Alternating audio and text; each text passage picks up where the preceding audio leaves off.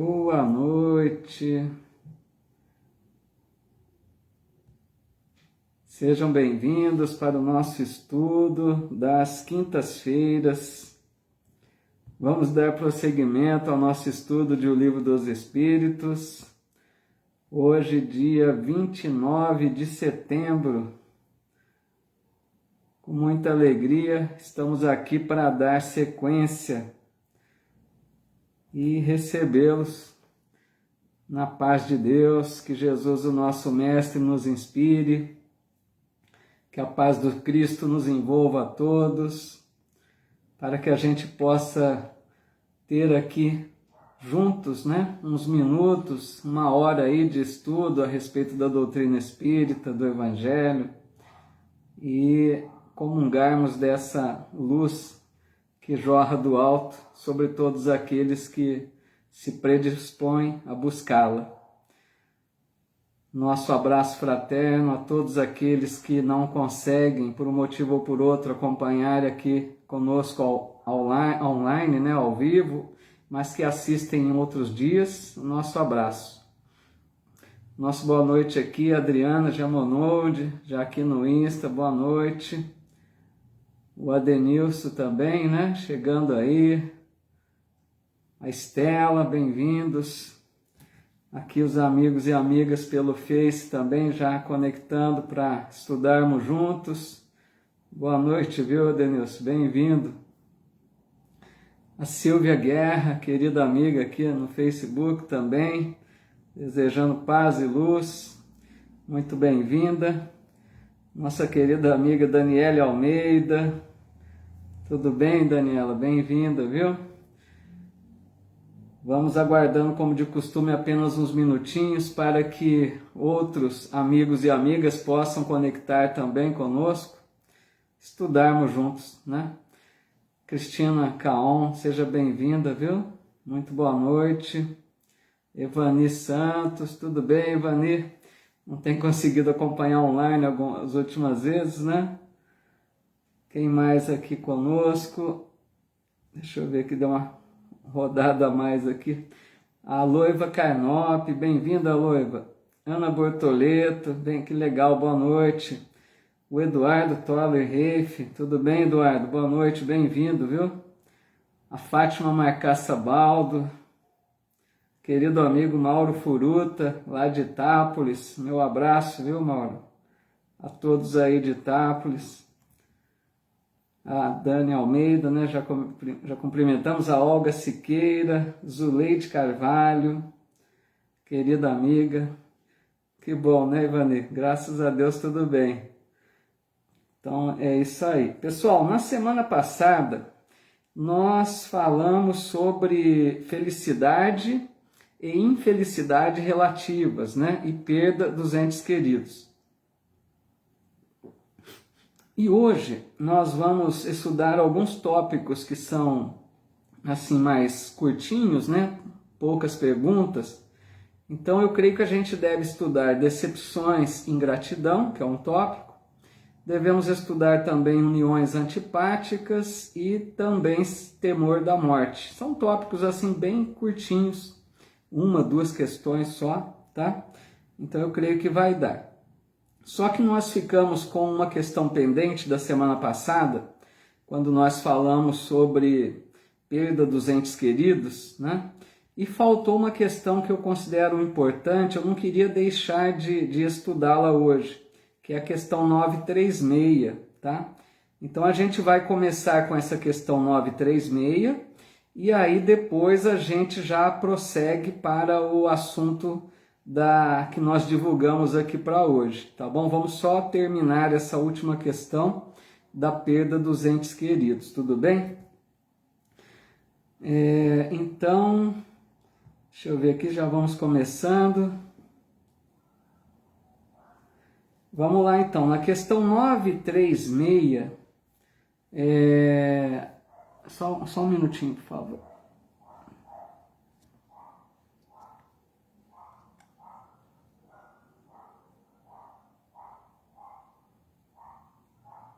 Tudo bem, desculpa. Vamos lá então, questão 936 A Ana Lúcia Olívia aqui chegando também. Boa noite, Ana Lúcia, bem-vinda.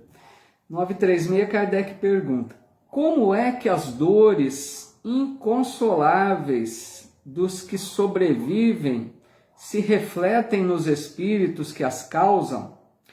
Vejam que essa pergunta é muito importante, né, pessoal? Porque Kardec está perguntando sobre essa questão daquelas pessoas que desencarnam, nossos entes queridos, né, quando passam pela morte do corpo. E ele está perguntando dessas dores, né, inconsoláveis, daqueles que ficam, que não se conformam com a separação momentânea daqueles que partiram, né? Então ele está falando sobre esse estado de alma daquelas pessoas que ficam chorosas, ficam se lamentando pela perda, né, temporária desses entes queridos. Então os espíritos respondem: o espírito é sensível à lembrança e às saudades dos que lhe eram caros na terra, mas uma dor incessante e desarrazoada o toca penosamente, porque nessa dor excessiva ele vê falta de fé no futuro e de confiança em Deus e, por conseguinte, um obstáculo ao adiantamento dos que o choram e talvez a sua reunião com eles. Então, pessoal, essa resposta é muito importante. Aqui eu quero me lembrar primeiro de uma fala de Chico Xavier.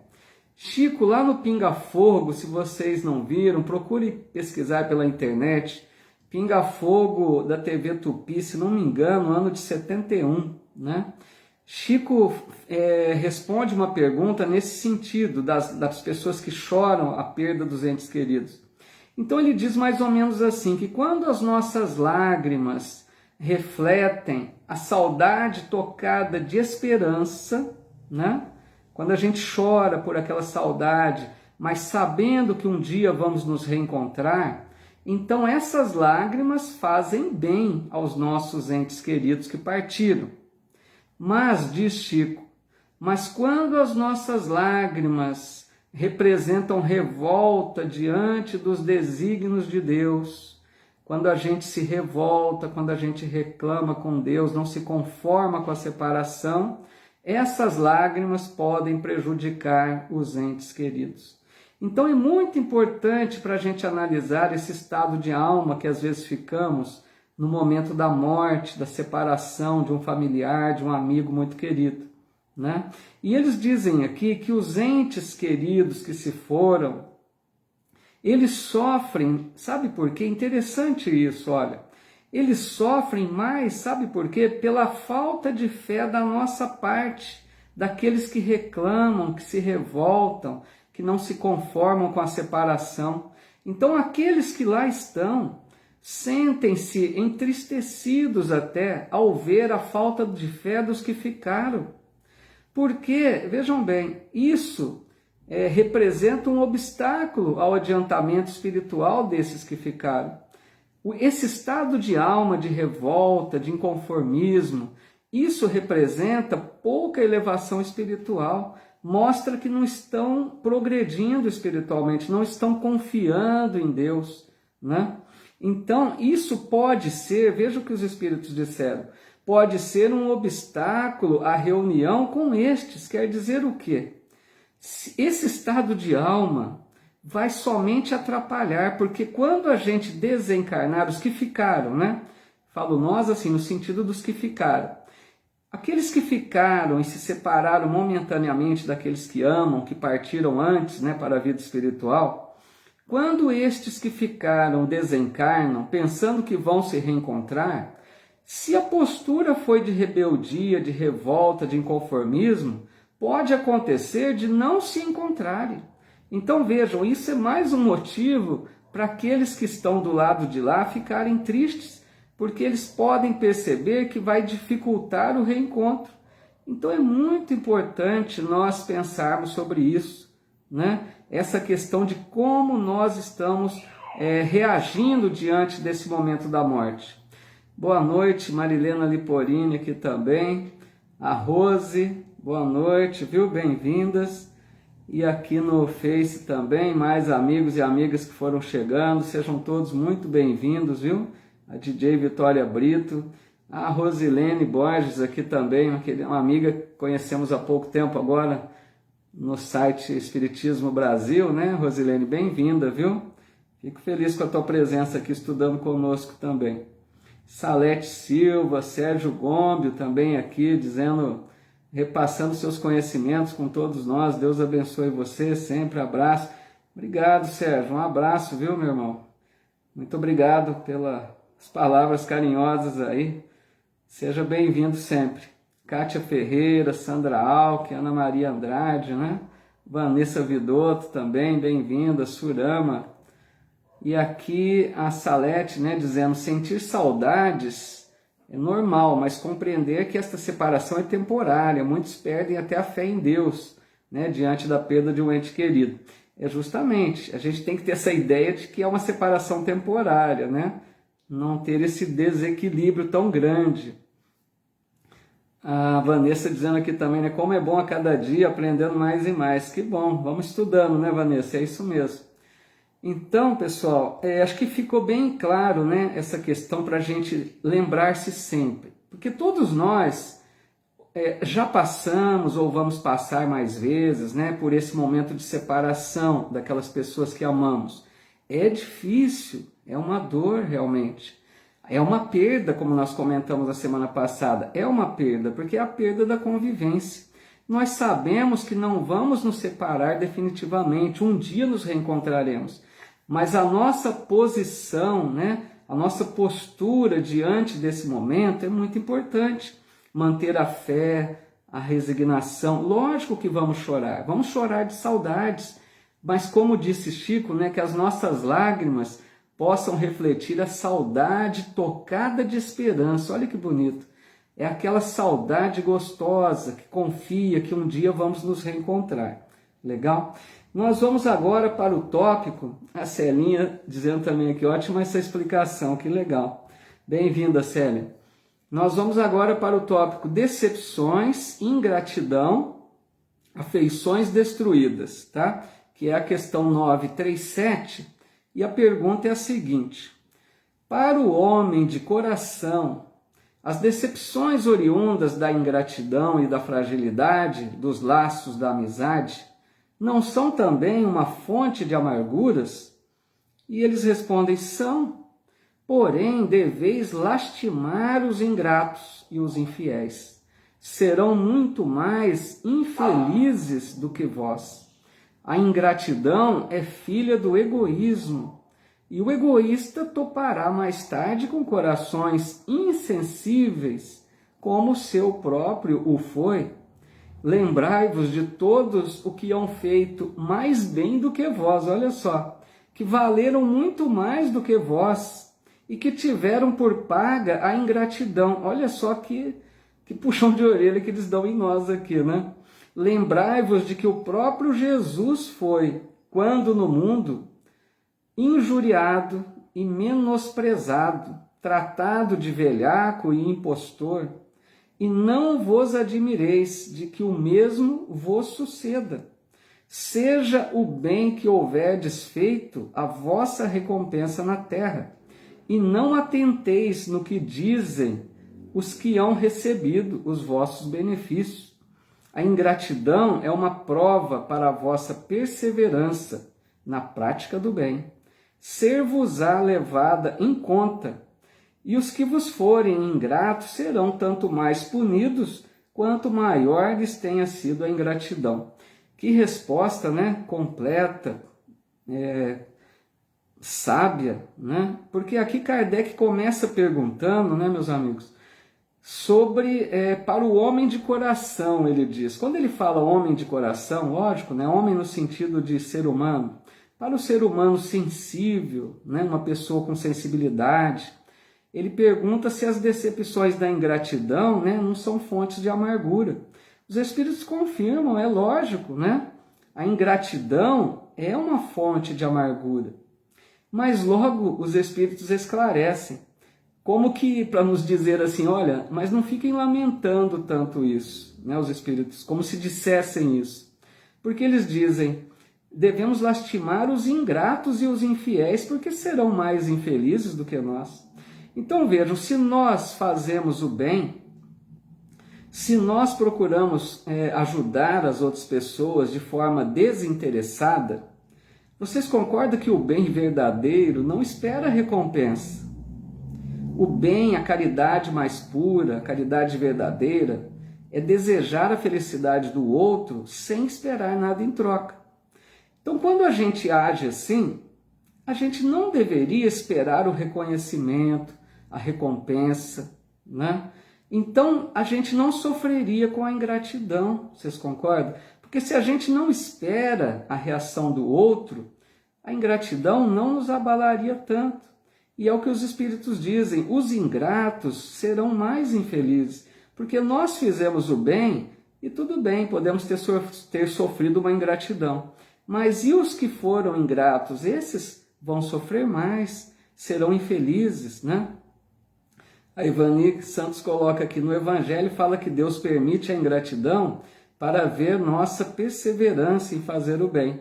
Isso mesmo, né? Essa colocação da Ivani é bem por aí mesmo, é isso que eles colocam. Porque a ingratidão, como a Ivani está colocando, ela é uma prova, pessoal, é uma prova para nós. Nós não estamos no mundo de provas e expiações. Então a gente vai passar por essa prova de saber, para ver como nós aprendemos a lidar com essa ingratidão. Quer dizer, a gente ajuda, faz o bem e o outro é ingrato, não reconhece, não agradece, não nos devolve de forma, né, que a gente não espera que fosse assim. Então eles vêm nos alertar, deixe para lá isso, né? Como se diz, põe na mão de Deus, fez tua parte, você ajudou, você fez o melhor. Em seguida eles alertam aqui para a gente, né? Pensemos naquelas pessoas que são melhores que nós e que também sofrem ingratidão. Porque às vezes não é que eles estão querendo dizer que nós somos inferiores, mas eles querem dizer assim, tem espíritos missionários que vieram à Terra que têm uma elevação maior que nós, né, condição mediana da humanidade, tem espíritos missionários que sofreram muitas ingratidões, né, perseguições. Aí eles lembram Jesus, o maior exemplo.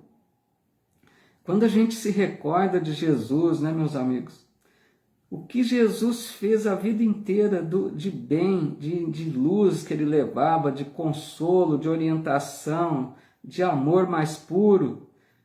E aí o que acontece no final? O pessoal manda que crucifiquem-no. E Jesus na cruz, diante de todas aquelas injustiças, diante de toda aquela ingratidão das pessoas, o que ele diz? Pai, perdoa-lhes, eles não sabem o que fazem. Olha o exemplo do nosso modelo e guia, como diz o Livro dos Espíritos. Para que a gente, pessoal, não se abale tanto diante da ingratidão. Nós estamos em um planeta que a ingratidão é sim presente, ela acontece. Não vamos desanimar de fazer o bem porque sofremos uma ingratidão. Que a gente persevere, como lembrou ali a Evani, perseverar no bem independente da ingratidão. Tudo bem essa questão aí, pessoal?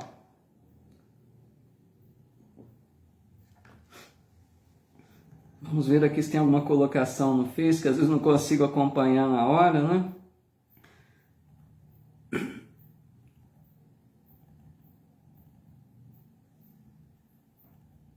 Olha, bastante considerações aqui, hein? A Rosilene dizendo, sou nova, né? Sou de Nova Friburgo, Rio de Janeiro, que legal. Conhecimento da doutrina está me ajudando muito. Perdi meu esposo há pouco mais de 2 meses. Puxa vida, né? Estamos falando bem disso, né, Rosilene?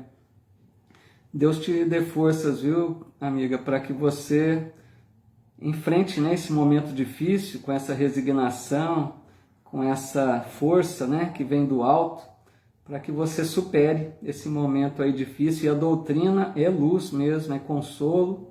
Tenho certeza que você vai encontrar aí o amparo que precisa.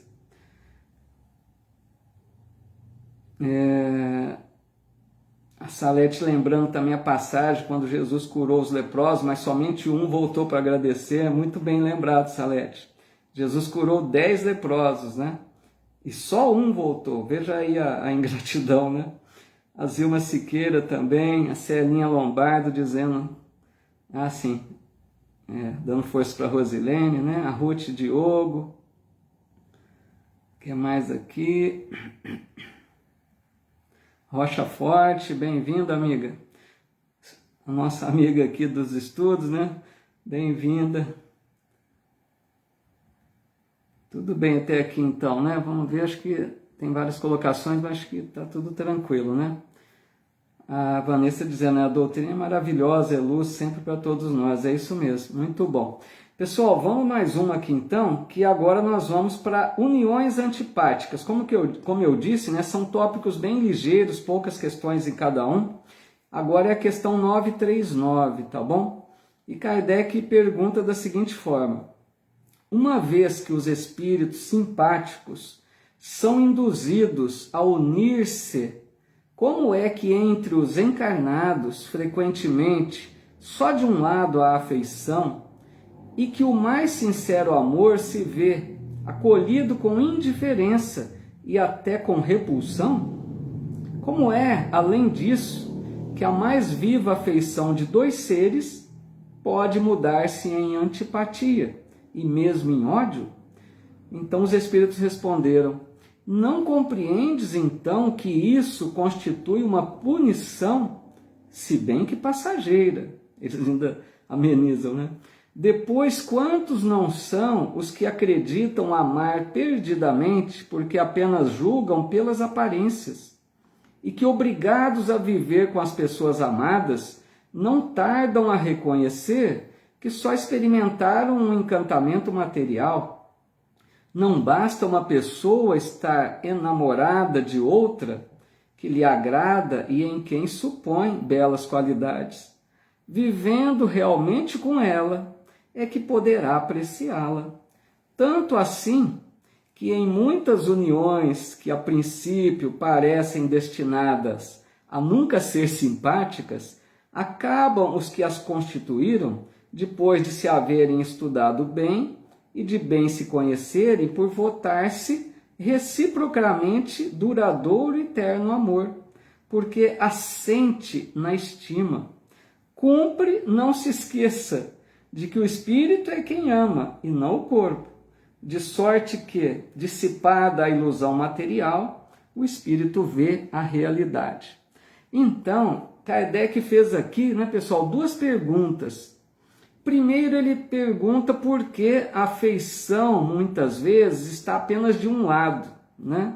Por exemplo, se a gente pegar um casal, apenas um tem uma afeição mais verdadeira, o outro às vezes não corresponde, né? Não retribui, não fica aquela coisa harmoniosa.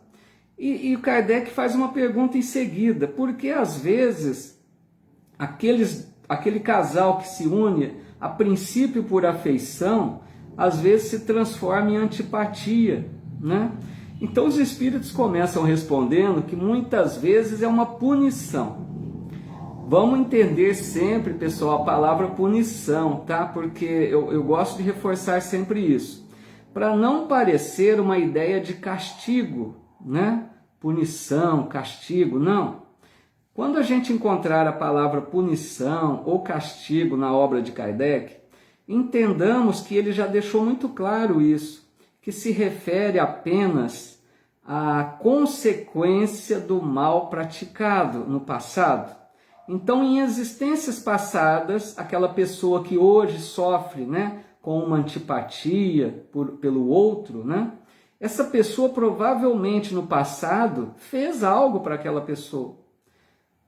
Tinha uma dívida, né, do passado, como a gente costuma dizer. Então, quando reencarnam, pode ser que um deles venha mais propenso a se reajustar, né, a ser mais fraterno, mais atencioso, mais amoroso, e às vezes o outro não está em condição de corresponder, então devolve com antipatia, né? Não é aquela relação gostosa, não é aquela relação mais amorosa. Então isso muitas vezes é consequência do passado, das reencarnações passadas, onde ficaram pendências lá atrás, né? Então por isso que eles começam respondendo que pode ser punição. Mas também eles alertam aqui a questão das ilusões materiais. Veja bem, às vezes duas pessoas se conhecem e resolvem se unir, né, de forma mais definitiva na vida, seja pelo casamento ou pelo um compromisso, né, de união ali, que acabam se unindo, mas por motivos materiais. Aí é o problema também. Às vezes a pessoa está mais interessada nos bens, em conseguir mais posses, né, em unir fortunas, nos interesses apenas do corpo, né, da parte física, não é um amor verdadeiro. Então, a hora que passa essa ilusão da matéria, vai aparecer a verdade, a antipatia, não tem ali um relacionamento saudável, gostoso, né? Porque foi uma escolha baseada em coisas materiais, na parte material. Não era um amor verdadeiro, não era uma questão de sentimento genuíno de alma, né? Então os espíritos aí, eles finalizam mostrando outra realidade, que às vezes pessoas que se unem a princípio mostrando certa antipatia, pode ser que na convivência vão se conhecendo, vão percebendo as qualidades um do outro e acabam se tornando, né, um casal amoroso ali, que se dá bem, que tem simpatia um pelo outro. Quer dizer, transforma a antipatia em simpatia, porque passa a se conhecer melhor. Isso até eu costumo dizer também sempre, que às vezes a gente tem, quando conhece alguém pela primeira vez, às vezes a gente tem aquela primeira impressão, né? Aquela impressão do primeiro contato. Às vezes a pessoa diz assim, aquele ditado, né? Não foi com a cara daquela pessoa, o santo não cruzou, né? Não sei nem se é assim que diz. Mas às vezes aquela primeira impressão não quer dizer que isso seja, né, um problema de passado. Às vezes é porque naquele momento você não conhece a pessoa. Passando a conhecê-la melhor, às vezes acaba transformando esse sentimento numa amizade, né, numa coisa gostosa, numa convivência boa. Para a gente muitas vezes não se prender, né, a esse primeiro impulso, do primeiro contato, né, que às vezes nem sempre é bom. Tudo bem até aí? A Rocha dizendo, morrer é parte da vida, né? Estar com as malas prontas, opcional, sem deixar mágoas, né? Ou levar. André Luiz, ela falou em malas aqui, eu lembrei. O André Luiz sempre fala na sua obra, né? Para que a gente vivesse como se fosse o último dia da nossa vida. Quer dizer o quê? Que a gente estivesse pronto, porque nunca sabemos o dia do retorno, né? Quando vamos voltar? Não sabemos. Então, melhor que a gente esteja pronto. Pronto em que sentido? Que malas são essas, né? Que a gente esteja com a consciência em paz, né? Aproveitando o gancho da Rocha. Por isso que Jesus sempre falava, aproveita enquanto está lado a lado com o inimigo para se reconciliar com ele. Que a gente não guarde mágoas, né? Que a gente esteja em paz a cada dia. Que a gente não deixe para amanhã um pedido de perdão, de desculpa, de reconciliação, para que não carreguemos essas mágoas, né? Esses ressentimentos, que não sabemos o dia de amanhã. Muito bom, Rocha. A Esmeralda Gonçalves aqui também. Legal, né? Rosilene agradecendo. A Rocha dizendo, sempre começa com meu bem, depois é meus bens, seus bens. A Rocha sempre tem uma tirada aqui bem descontraída, né, Rocha? Muito bom, viu? A Ana Lúcia dizendo, nesse caso não se complicam mais. Agora nem sei que caso, falando tanta coisa, hein, Ana Lúcia? Ana Lúcia, só me refresca aí, que eu acho que eu misturei muito assunto. Qual o caso que você está se referindo que não se complica mais? No caso das afeições aí, Ana Lúcia? A Loiva dizendo, acho que na maioria dos casos as pessoas confundem paixão, né? Algo passageiro com amor. Sim, a paixão é aquela, geralmente vem primeiro, né? Aquele impulso natural, né? Aquela coisa mais forte, né? Que tira a fome, né? Os casaizinhos jovens, né? Aquela paixão doentia. É um excesso ali até, né? Porque paixão, o nome já diz, né? Passa por um excesso. Mas que precisa, né? Chegar ao amor. Por isso que muitos casais às vezes não passam da paixão, né? E não conseguem desenvolver um amor mais verdadeiro, né? A Ana Lúcia dizendo, um com muita afeição e outro não. É sim, verdade. Nesse caso, né, Ana Lúcia, realmente eles citaram aqui esse exemplo, né? Eu também concordo que fica até difícil, né? Mas eu entendo, Ana Lúcia, que isso aí pode acontecer, como eles disseram, né, por problemas de passado. Não é que complica mais, não entendi sua pergunta, pode complicar, né, porque tem de um lado de um jeito, do outro não, mas entenda assim, aquele que tem mais simpatia pelo outro é o que aprendeu mais, que está com desejo de se regenerar, de resgatar o passado, né? Então essa pessoa às vezes se submete mais. A gente vê às vezes em casais, principalmente as mulheres, vamos reconhecer, né?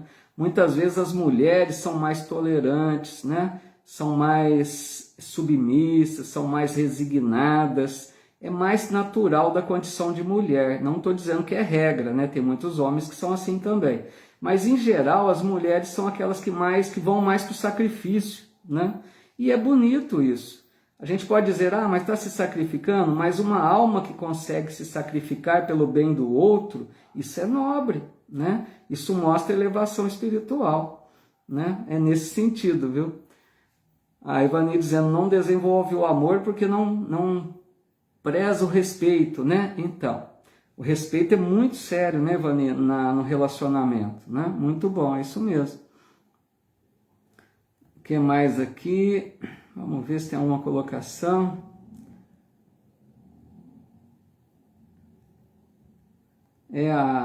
A Ruth dizendo, né? Perdoar 70 vezes 7, né?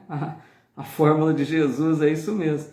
A Rocha dizendo, muitas pessoas pensam que amor, depois de muito tempo juntos, acabou, mas não acabou. Ele está nas entrelinhas, né? Do cuidado com o outro, e levar um copo com água, oferecendo um café. É isso mesmo, Rocha. O amor, eu acho que ele vai amadurecendo, né? Ele pode perder aquele fogo da paixão, né? Que é do princípio, do início do relacionamento.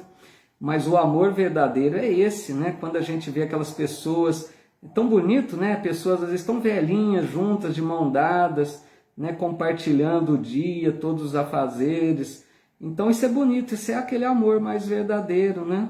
Então é isso que a gente precisa desenvolver, esse companheirismo, essa presença, né? Esse ombro amigo, tudo isso é muito legal mesmo, né?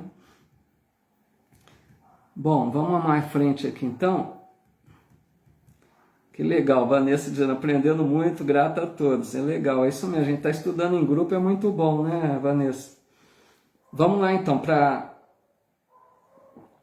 940.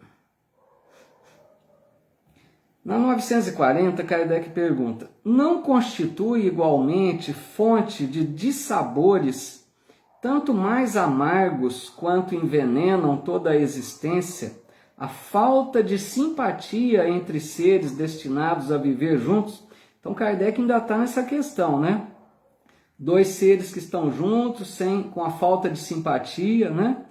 Não é uma fonte de dissabores? Pergunta ele. Então eles dizem, sim, amaríssimos, né? Porque Kardec perguntou se é uma fonte tanto mais amargos, né? Então eles colocaram lá no superlativo, amaríssimos, com efeito. Essa, porém, é uma das infelicidades de que sois, as mais das vezes, a causa principal. Em primeiro lugar, o erro é das vossas leis. Julgas, porventura, que Deus te constranja a permanecer junto dos que te desagradam? Depois, nessas uniões, ordinariamente buscais a satisfação do orgulho e da ambição, mais do que a ventura de uma afeição mútua. Sofreis, então, as consequências dos vossos prejuízos. Então aqui, né, os espíritos voltam a dizer, muitas vezes, meus amigos, nós sofremos por nossa culpa. Nós somos responsáveis muitas e muitas vezes das nossas dores, dos nossos sofrimentos, porque nós é que decidimos, nós que tomamos decisões equivocadas. Então aqui eles apresentaram duas situações.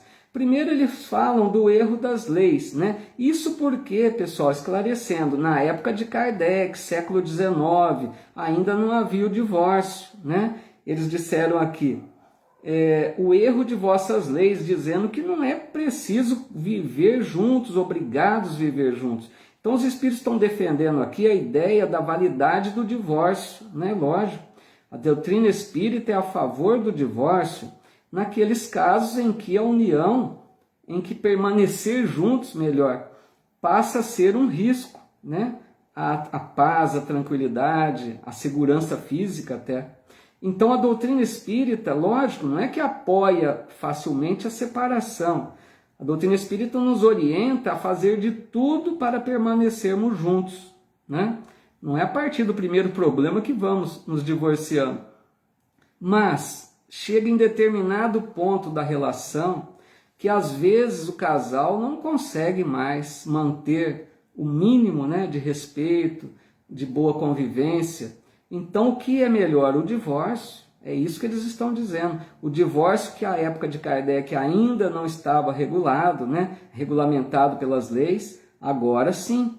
Então não tem nada de errado. Você se separa, aquele compromisso que poderia ser resolvido na presente encarnação, fica para o futuro. Voltaremos juntos. Não tem problema, podemos voltar em outra situação, né?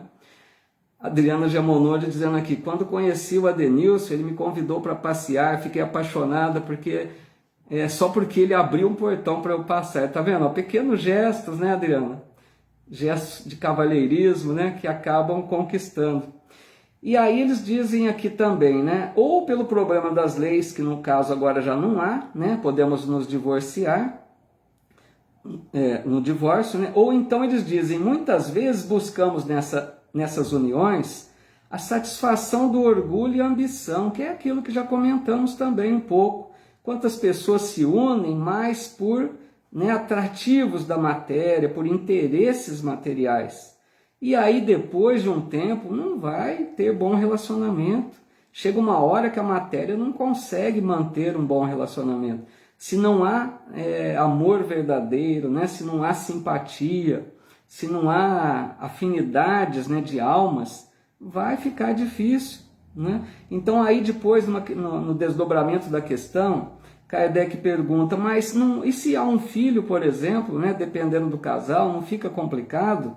E eles dizem, sim, né, é difícil, mas pode ser uma expiação para esse que está na condição de filho, não sabemos. Porque um casal que se separa realmente pode gerar um dissabor aí para aqueles filhos ou algum familiar ligado ao casal, né? Mas pode ser sim uma expiação e que ele precisa, né, lidar da melhor forma com isso, com essa questão. Vamos ver aqui no Face, acho que tem mais alguma colocação.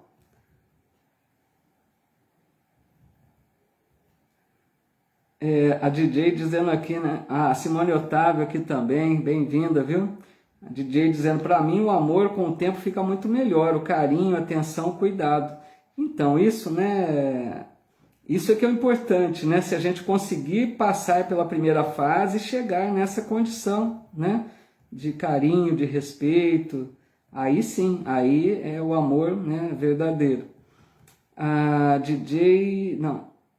Rocha, né, dizendo, isso mesmo, eu e meu marido andamos sempre de mãos dadas, se ele soltar eu entro nas lojas de compra. Ei, Rocha, agora já sei a estratégia, então não pode largar a mão, né? Nem a mão, nem o cartão, né? Que legal. Que mais aqui? A Rocha ainda dizendo, mas no divórcio não estamos apenas deixando para outra vida assunto que poderia ser resolvido nesta? Sim, estamos, né, Rocha? Mas vejam bem, os espíritos dizem muito claro isso, com essa questão do divórcio. Nós estamos, sim, de certa forma, postergando, né, um relacionamento, um reajuste, né, que poderia ter sido realizado nessa existência.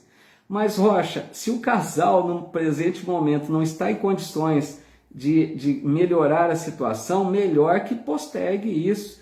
Como diz sempre, Deus não tem pressa, né? Deus espera o tempo nosso, o tempo que precisarmos. Então, se o casal não está em condição naquele momento, não adianta forçar, dizer, não, você tem que ficar, não vai separar, não. Às vezes vai gerar um mal maior, tá? Então, vamos lá, vamos à frente aqui. Agora nós vamos para o tópico temor da morte, tá?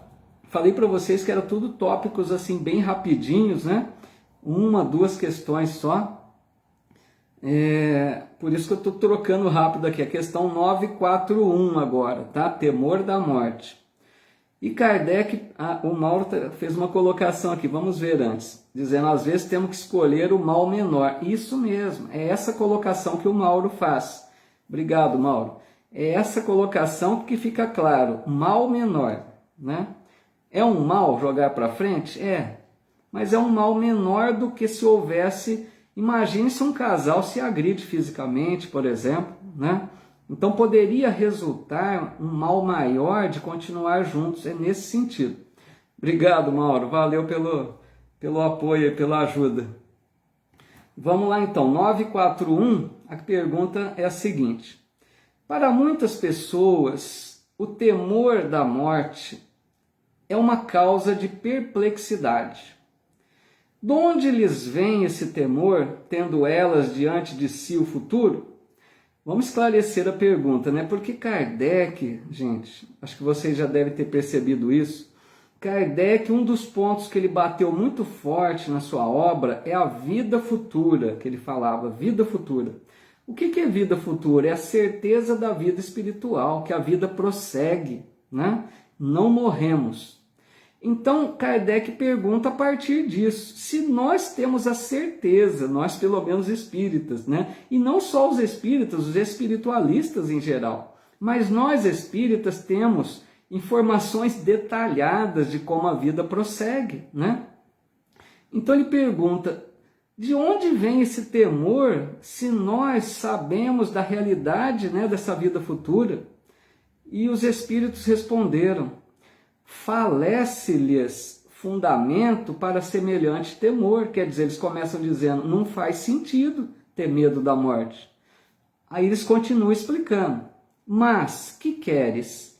Se procuram persuadi-las quando crianças de que há um inferno e um paraíso, e que mais certo é irem para o inferno, visto que também lhes disseram que o que está na natureza constitui pecado mortal para a alma. Entenderam? Sucede então que, tornadas adultas, essas pessoas, se algum juízo têm, não podem admitir tal coisa e se fazem ateias ou materialistas. São assim levadas a crer que, além da vida presente, nada mais há. Quanto aos que persistiram nas suas crenças da infância, esses temem aquele fogo eterno que os queimará sem os consumir. Ao justo, veja bem, ao justo nenhum temor inspira a morte, porque com a fé tem ele a certeza do futuro. A esperança fala contar com uma vida melhor, e a caridade, a cuja lei obedece, lhe dá a segurança de que no mundo para onde terá de ir, nenhum ser encontrará cujo olhar lhe seja de temer. Então eles começam dizendo que nós não deveríamos temer a morte, que é estranho isso para os espíritos, a gente ter esse pânico, esse medo da morte, né? E até os espíritas, né, têm esse receio da morte, né? E é estranho porque nós acreditamos, temos a certeza de que a vida prossegue, de que não morremos. Então é isso que eles dizem, não faz muito sentido, né, esse medo exagerado. Mas a gente precisa lembrar aqui uma questão, né? Que na questão 730 foi falado do instinto de conservação, né? Ameniza um pouco na nossa defesa isso, porque nós temos esse instinto de conservação. quer dizer, nós procuramos a todo custo preservar a vida, né? Então esse instinto faz com que nós, é lógico, não queiramos morrer, né? Passar pela morte, melhor dizendo. Então esse instinto pode ser um motivo até para justificar em parte esse temor da morte, mas não deveria ser um temor, deveria ser um cuidado para evitar a morte. Aí eles disseram, né? Como que a gente quer que seja de outra forma, se muitas vezes ensinam até para as crianças, né? Principalmente os irmãos católicos, que o que desaguarda é um céu ou um inferno, que muitas vezes pode ser condenado a um inferno eterno, né? Então eles dizem, essa criança que cresce com essa ideia de inferno eterno, quando ela chega na fase adulta, né, se ela tiver um juízo melhor de conceito das coisas, ela vai ver que não faz sentido essa colocação. Então, muitas vezes, essa criança que ouviu isso de inferno pode se tornar ateia, né? Pode não crer mais em Deus, ou pode se tornar materialista, porque acha absurdo essas colocações que a religião então oferecia, né, nos tempos mais recuados. Então, se torna um materialista. E aí esse materialista vai ter medo, lógico. Quem é materialista morre de medo da morte. Por quê? A vida é tudo que ele tem. Pense em um minuto se fosse materialista. O materialista, para ele, a morte é o fim de tudo. Então a morte é um pânico, é um desespero, né? Mas para nós que somos espíritas ainda, não só espiritualistas, somos espíritas, não deveríamos ter esse pânico, esse medo desesperado, né? Exagerado. E vejam que até a nossa cultura, né, retrata a morte como algo tétrico, né? Porque o próprio velório é um lugar triste, né? O velório é um lugar assim fúnebre, né? Que mostra aquela ideia de que vai para uma situação pior, né? Então, assim, é cultura até, que acaba dando uma ideia de que a morte é algo horrível. Criou-se nessa cultura.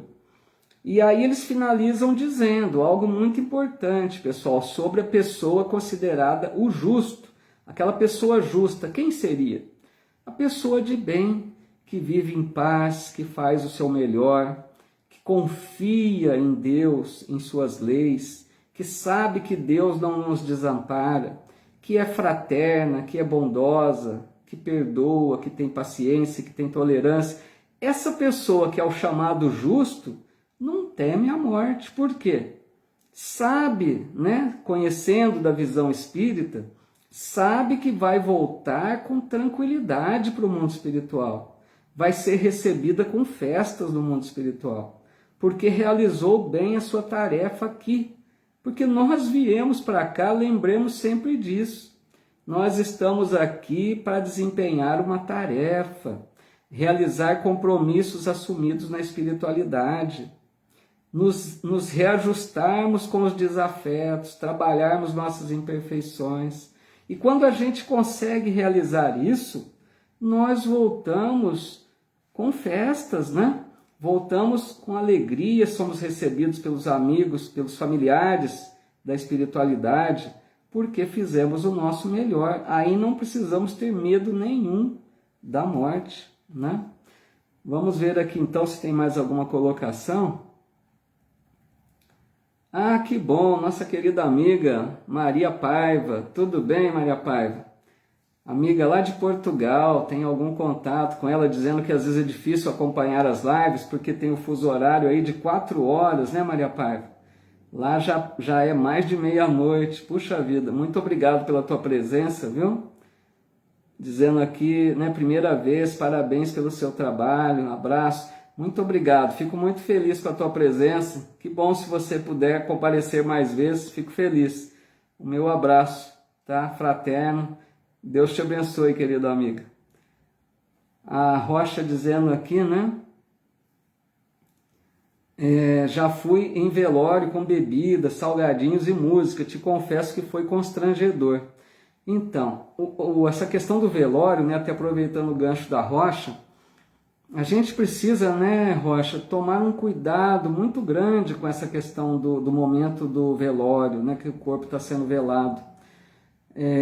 Porque o velório, a gente deveria estar ali o momento que a gente conseguir ser útil, né? Conseguir, porque a nossa proposta de nos dirigirmos a um velório é consolar, pelo menos, consolar aquele amigo, aquele parente que lá está velando algum corpo de outro ente querido. Então que a gente possa, naquela hora, ser fraterno, solidário, dar ali um amparo. Mas se a gente percebe que não estamos mais dando conta de manter essa postura de ajuda, melhor que nos afastemos do que continuar ali naquele ambiente, muitas vezes, né, com assuntos desagradáveis, tratando, né, de forma desrespeitosa. A gente precisa pensar que o desencarnante está ali, próximo, ligado às vezes ao corpo ainda. Então o velório é um lugar de muito respeito, né? Que a gente deveria estar ali solidário. Eu sou da opinião que melhor que fique uma horinha apenas de forma positiva, auxiliando, né, consolando, e vai embora, do que ficar ali o tempo inteiro numa postura às vezes desrespeitosa. É importante para a gente pensar nisso, né? A Rose dizendo aqui, só tenho medo de deixar meus filhos enquanto crianças. Então, a Rose aborda um assunto muito válido, verdadeiro. Às vezes não é que a gente tem medo da morte. Muitas vezes, muitas pessoas estão em paz para, se chegou o momento, sabe que vai, né, sem problemas. Mas sim, eu concordo muito, tenho minhas filhas também, sei como é isso. A gente tem sim essa preocupação de deixar, né? Nem que temporariamente vamos deixar. Então isso é muito natural, viu, Rose? Faz muito sentido, sim. Mas, né, se Deus, que é o Pai, que ama a nós e a nossos filhos, a gente deve aumentar a nossa fé, porque se o momento chega, mesmo que a gente não queira, né, Rose, e a todos, que confiemos em Deus, porque Deus é o nosso Pai. Acima, Deus ama a nós e aos filhos muito mais do que nós mesmos, que a gente não se esqueça disso, né? Que mais aqui? Vamos ver. A Ana, então, Rocha achando desrespeitoso. Foi, sim, é um caso desrespeitoso, sim. Ana Maria Andrade dizendo, seria muito bom, né, se pudéssemos cumprir com todos os débitos em uma encarnação. Depende de nós, então vamos fazer por onde pagar as contas em dia. É isso, né, Ana Maria Andrade? O ideal seria... Porque, vejam, isso que a Ana Maria coloca faz todo sentido, porque quando nós reencarnamos, nós fazemos aquele chamado planejamento reencarnatório, né? Lembra lá da questão, eu cito sempre essa questão, ela está até na memória, tá? Só memorizo algumas que são muito importantes. A questão 258, que fala das escolhas dos gêneros de provas. Antes de reencarnar, nós escolhemos, né? Algumas situações pelas quais passaremos, a família onde nasceremos. Então a gente vem com dizer assim, um pacote, né, de planejamento reencarnatório. E como a Ana Maria está dizendo, que bom se a gente pudesse dar conta de atender a todas essas programações, né? Tanto que André Luiz, na sua obra, ele fala, se não me engano, Missionários da Luz, se não me engano, ele fala do termo completistas. Não sei se vocês já ouviram esse termo. André Luiz fala de completista, é aquele espírito que vem para a reencarnação e aproveita todas as possibilidades de fazer o bem, de ser útil, de fazer o seu melhor. É aquele que não desperdiça nenhuma oportunidade que está diante de si. Esse é completista. E dá para a gente imaginar que são raros. Os completistas são raros, porque nós realizamos uma parte, mas nem tudo. Eu aproveitei o gancho, né, da Ana Maria, que disse que bom se a gente resolvesse tudo de uma vez, né? Então os espíritos dizem que todos no mundo espiritual se preparam para tentar ser um completista, né? Vir para a reencarnação e não desperdiçar oportunidades, fazer sempre o melhor, tomar sempre as melhores decisões. Mas nós sabemos o quanto é difícil, né? principalmente na fase da juventude, a gente nem sempre faz boas escolhas. Depois, numa fase mais madura, às vezes a gente começa a recuperar, né, tomar decisões melhores, fazer melhores escolhas, mas tem tudo isso aí, né? Legal, Rose, é isso mesmo, viu? Vamos ver aqui, tem mais colocações aqui no Face, né? A Nadege Pires também aqui com a gente, dizendo: não tenho medo nenhum da morte. Meu único medo é deixar minha mãe, ela tem 92 anos e mora comigo. Olha só que situação, né? A Rose falando de deixar os filhos, e a Nadege dizendo de deixar a própria mãe, que já tem até 92. Para a gente ver como que nós temos esse carinho, esse amor pelos familiares queridos, né? Não importa a idade, pode ser filhos, crianças, né? Como pode ser uma pessoa idosa, né, Nadege? A gente tem esse receio, porque, vejam bem, isso se resume a quê? A gente não quer se separar daqueles que amamos, tá? Isso é natural. Mas a gente precisa trabalhar isso, né, meus amigos? Porque vai haver uma hora separação. A gente precisa se preparar para o momento da separação. Se a gente precisa confiar mais em Deus, né? E não ficarmos assim, de certa forma, tão abatidos após a separação, que a tal ponto que prejudique a nossa vida aqui encarnados e também às vezes afete os familiares que partiram. Então a gente precisa desenvolver aos poucos essa fé maior, né? Essa confiança em Deus, esse preparo para a morte. Porque nós precisamos estar prontos para o momento da separação. Não é fácil, mas a gente precisa, né, para que enfrentemos esse momento com mais tranquilidade. A Cleusa Bueno, tudo bem, Cleusa? Boa noite, viu? Dizendo aqui também, né? Que chegou atrasado, depois assiste. Tranquilo, a Cleusa sempre acompanha os estudos. Que bom, viu, Cleusa? Fico feliz. A Zola Dias aqui também, dizendo: eu não tenho medo da morte, acho muito natural. Então, a gente vai desenvolvendo isso, né? Que bom quando a pessoa já consegue estar numa condição mais tranquila, né? Consciência pacificada, isso é bom. A DJ dizendo: estranhamente eu gostaria que no meu velório fosse tipo uma festa, não gosto de tristeza. Também, né, DJ? Só nas músicas aí já viu quanto poder da música, né, DJ? Tanto é que no Japão parece que eles festejam o momento da partida, né? A Silvia dizendo: precisamos ter confiança que Deus cuidará de nossos amores, né? Quando retornarmos à pátria espiritual. Essa é a ideia. Deus ama a todos mais do que nós. Pensemos nisso. Se a gente ama muito nosso filho, nossa mãe, nosso pai, quem quer que seja, Deus ama muito mais. E se Ele ama muito mais, Ele vai fazer o melhor. O Mauro dizendo aqui: Paulo, na sua opinião, no episódio do avião, o Chico estava com medo? Olha a pergunta do Mauro. Com medo da forma de morrer? Seria importante esse esclarecimento, pois suscita dúvidas em algumas pessoas. Então, esse que o Mauro comenta aqui, não sei se todos conhecem, né? Que o Chico narra que certa feita ele fazendo uma viagem de avião, né? E ele diz que as pessoas começaram a ficar em pânico, porque o avião começou a manter um certo desequilíbrio no ar ali, né? E ele ficou o pessoal tudo preocupado, com medo de morrer, e o Chico começou a gritar também, né? Aquela forma dele descontraída de dizer, né, que Emmanuel entra no avião e dá uma dura nele ali para que ele se acalmasse.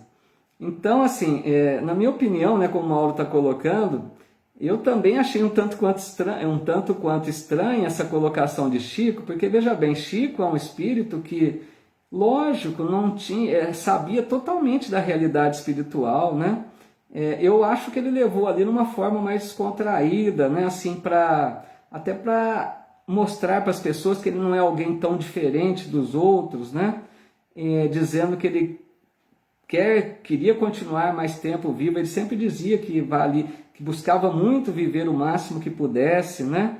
Mas eu também acho que o Chico, lógico, não é que ele tinha esse medo, eu acho que ele levou ali de uma forma mais descontraída, porque Chico, com a espiritualidade toda desse espírito, né, nós sabemos, ele não ia ter esse pânico, né, como ele quis mostrar ali.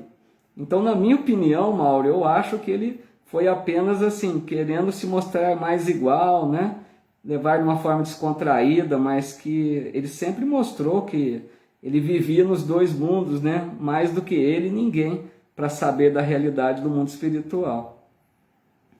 A Rocha dizendo, não adianta ter medo ou não, como diz, deixai que os mortos enterrem seus mortos. E que mais aqui, Azuleide, também não tenho medo de desencarnar, o que me preocupa é o sofrimento dos filhos. Então, essa é a ideia, né? Pessoal falando das músicas aqui, né? O Marcos também, tudo bem, Marcos? Não tem medo da morte, mas ficando encarnado até 100 anos, tranquilo. Vivendo até os 100 tá bom. Pessoal, eu acho que nós vamos ficar por aqui. Deu para concluir o tópico certinho. Na próxima semana, nós vamos entrar num tópico bastante importante, que é sobre o suicídio, né? Um tópico, assim, delicado, né? Mas importante, tratar do desgosto da vida, suicídio, tá bom? A gente deixa esse tópico para a semana que vem. Eu queria só relembrar aqui que nós começamos ontem, para quem não viu, a divulgação, né? Começamos mais um estudo nas quartas-feiras, às 20 horas, um estudo de O Evangelho segundo o Espiritismo, tá? Se alguém tiver interesse, quiser estudar, nós estamos fazendo esse estudo pelo Face, não é pelo meu Face, tá? Na minha página. É pela página Espiritismo Brasil Chico Xavier, no Face.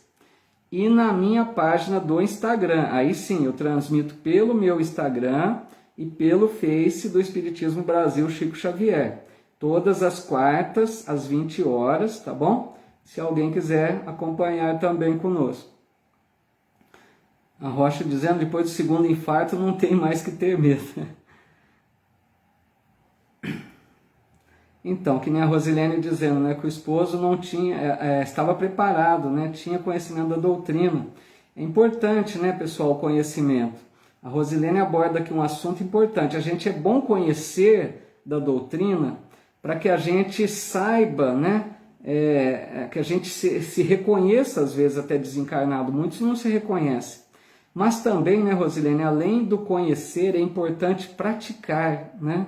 Então, o conhecimento ajuda, mas o que faz toda a diferença é a caridade, né? Viver o bem, viver de acordo com as leis divinas, o melhor que a gente puder. Aí sim, para a gente garantir uma boa desencarnação, né?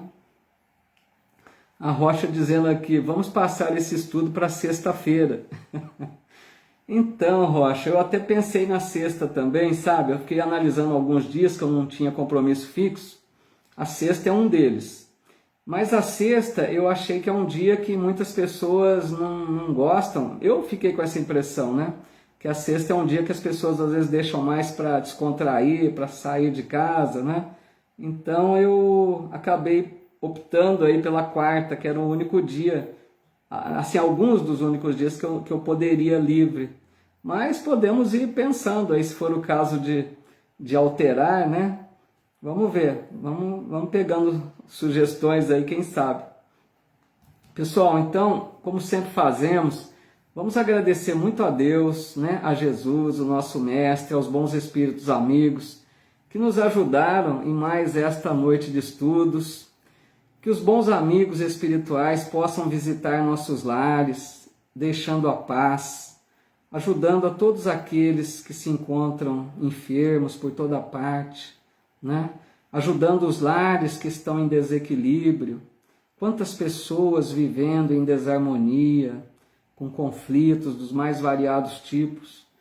Que os bons amigos espirituais por toda parte possam levar da paz do Cristo, auxiliando a todos que necessitam, e a cada um de nós que nos ampare, que nos ilumine, para que a gente viva em paz com nossos familiares, que a gente possa ter dessa paz que Deus nos oferece a todos aqueles que buscam viver de acordo com as suas leis, né?